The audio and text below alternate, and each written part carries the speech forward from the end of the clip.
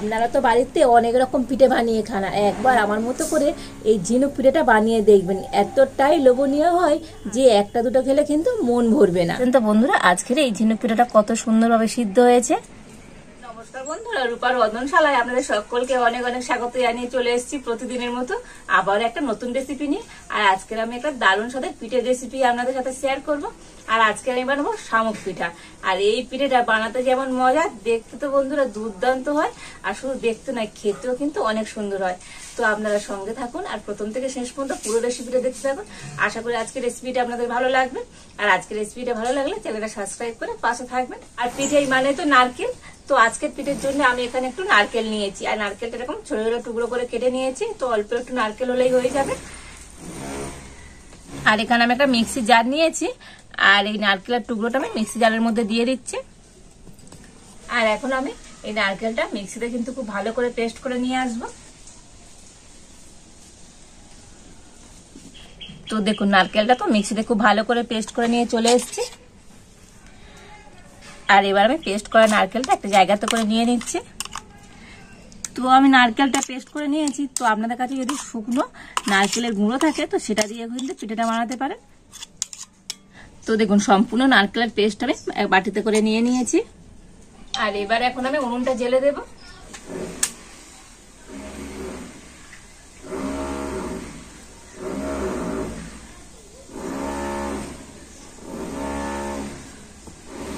তো প্রথমে আমি কড়াইতে দিয়ে দেব 1 বাটি জল।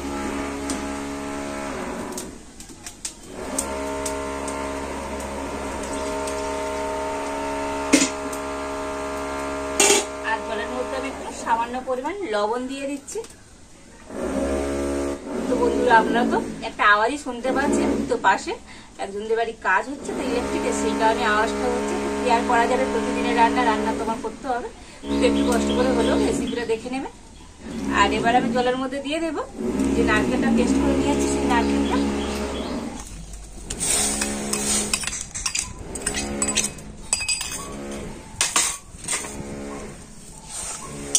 তো এখন নারকেল আর এই জলটা কিন্তু একটু ভালো করে ফুটিয়ে নেব।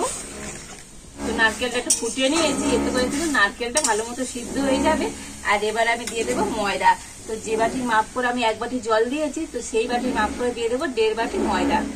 তো আমি এখানে ময়দা দিয়ে পিঠাটা বানাচ্ছি, তো আপনারা চাইলে চালের গুঁড়ি দিয়েও পিঠাটা বানাতে পারেন।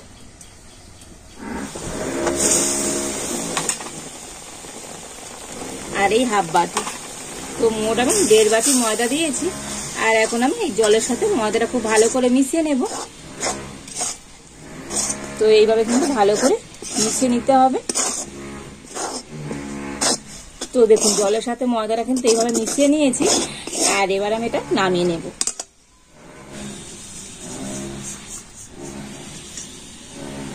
আর এবার আমি এটাকে একটু ঠান্ডা করে তারপরে কিন্তু হাত দিয়ে মিশিয়ে নেব। এই মিশ্রণটা তো অনেকটা ঠান্ডা হয়ে গিয়েছে। আর এবার আমি হাত দিয়ে মেখে নেব। তো একেবারে কিন্তু ঠান্ডা হয়নি, উষ্ণ গরম আছে। আর এই উষ্ণ গরম অবস্থায় হাত দিয়ে কিন্তু এভাবে একটু মেখে নিতে হবে।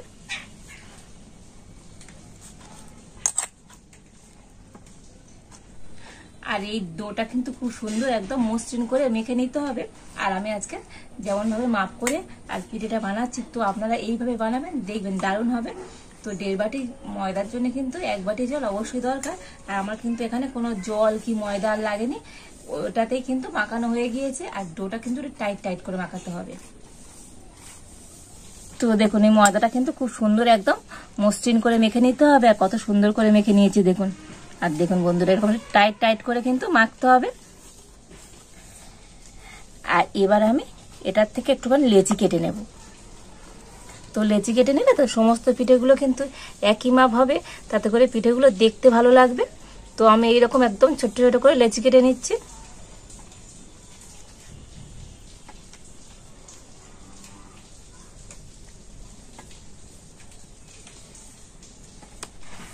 তো দেখুন, এই সমস্ত লেচিগুলো কেটে নিয়েছি।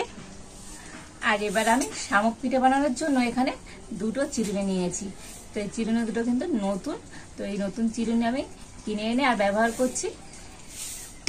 আর এবার আমি একটা একটা লেচি নিয়ে হাতে একটু গোল করে নিচ্ছি। তো দেখুন, একটা লেচি আমি হাতে গোল করে নিয়েছি। আর এবারে একটা সাইড আমি একটু সরু করে নেব।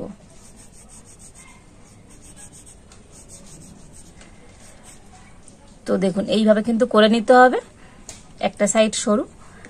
আর এবার আমি যে দুটো চিরুনি নিয়েছি, একটা চিরুনির উপরে আর চিরুনি যেটা বড় ফাঁকা আছে তো সেই ফাঁকার মধ্যে নিতে হবে। আর একটা চিরুনি নিয়েছি, আর এই চিরুনিটা দিয়ে এটাকে আমি কিন্তু এইভাবে ঘুরিয়ে নেব।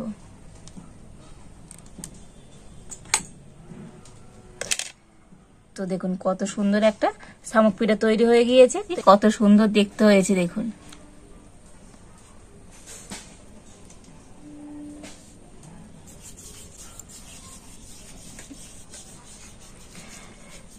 তো আরো একটা আমি করে নিচ্ছি।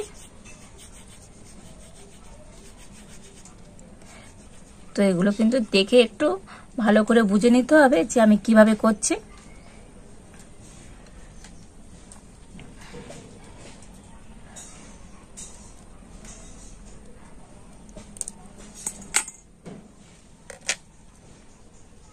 তো দেখুন এই আরো একটা আমি তৈরি করে নিয়েছি।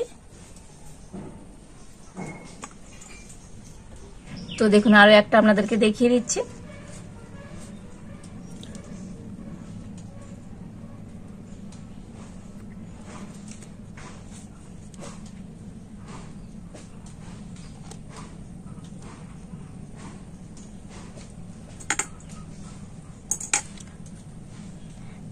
তো দেখুন আরো একটা পিঠে আমি তৈরি করে নিয়েছি, কত সুন্দর পিঠেগুলো বানানো হচ্ছে। দেখুন প্রত্যেকটা পিঠে কতটা সুন্দর দেখতে লাগছে। আর এইভাবে সমস্ত ঝিনুক পিঠেগুলো তৈরি করে নেব। আর এই পিঠেগুলোকে আপনারা ঝিনুক পিঠে কিংবা শামুক পিঠেও বলতে পারেন। তো দেখুন এই সমস্ত ঝিনুক পিঠেগুলো তৈরি করে নিয়েছি, আর কত সুন্দর দেখতে হয়েছে দেখুন বন্ধুরা, তো অসম্ভব সুন্দর দেখতে হয়েছে। আর এদিকে এবার আমি উনানে একটা ফ্রাই প্যান বসিয়ে দিয়েছি, আর এখানে আমি নিয়েছি দুধ। তো এটা কিন্তু গরুর দুধ, তো এখানে 500 গ্রাম গরুর দুধ নিয়েছি। আর এখন আমি দুধটা ফ্রাই প্যানের মধ্যে দিয়ে দিচ্ছি। আর দুধটা কিন্তু আমি আগে থেকে ছেঁকে রেখেছিলাম।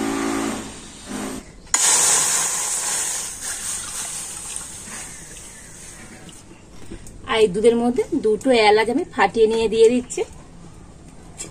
আর এখন আমি এই দুধটা কিন্তু 5 মিনিট একটু ভালো করে ফুটিয়ে নেব। তো দুধটায় কিন্তু আমি 5 মিনিট একটু ভালো করে ফুটিয়ে নিয়েছি। আর এবার আমি ঝিনুক পিঠেগুলো দিয়ে দিচ্ছি।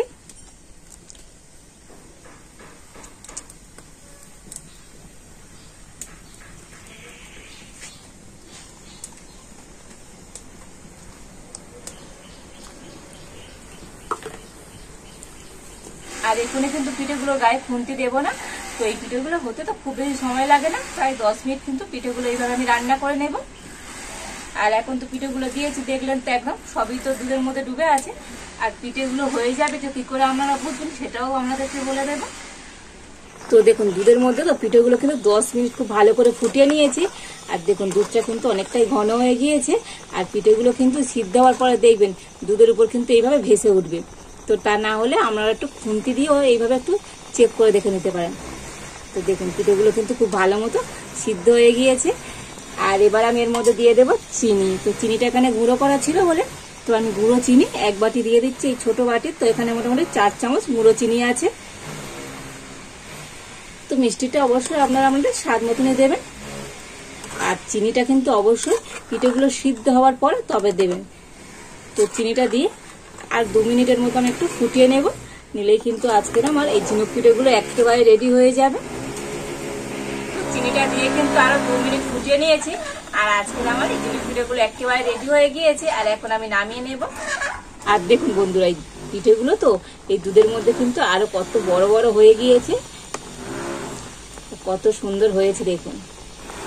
তো দুর্দান্ত দেখতে হয়েছে আজকের এই পিঠেগুলো।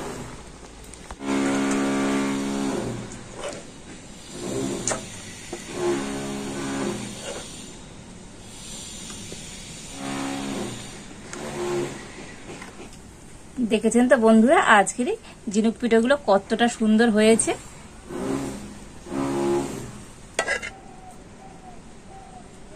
আর দেখলেনই তো বন্ধুরা আজকের এই ঝিনুক পিঠেগুলো কতটা ঝটপট হয়ে গেল। আর দেখতে তো বন্ধুরা দুর্দান্ত হয়েছে। আর এমন সুন্দর হয়েছে পিঠেটা, না খেলেই নয়। তো খেয়ে দেখা যাক আজকের এই ঝিনুক পিঠের টেস্ট কেমন হয়েছে। আর এগুলো যত ঠান্ডা হয়ে যাবে তো দুধটা কিন্তু আরো ঘন হয়ে যাবে।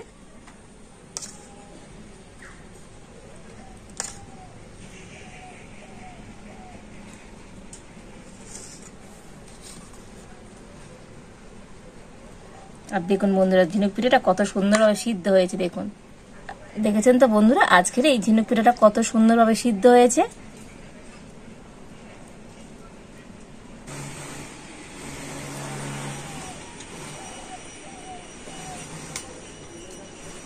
দুর্দান্ত খেতে হয়েছে বন্ধুরা,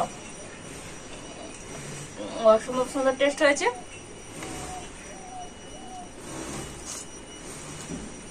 তো আপনারা বাড়িতে একবার এরকম আমার মতো করে এই ঝিনুক পিঠেটা বানিয়ে দেখবেন বন্ধুরা, দুর্দান্ত হবে। আর বাড়িতে বানালে কেমন হয়েছে তো অবশ্যই কিন্তু একবার কমেন্ট করবেন। আর আজকের ঝিনুক পিঠের রেসিপি যদি আপনাদের ভালো লাগে তাহলে লাইক করে দেবেন আর সবার সাথে প্রচুর প্রচুর করে শেয়ার করবেন। আজ এই পর্যন্ত, আপনারা ভালো থাকুন, সুস্থ থাকুন, দেখা হচ্ছে নতুন কোনো একটা রেসিপি নিয়ে।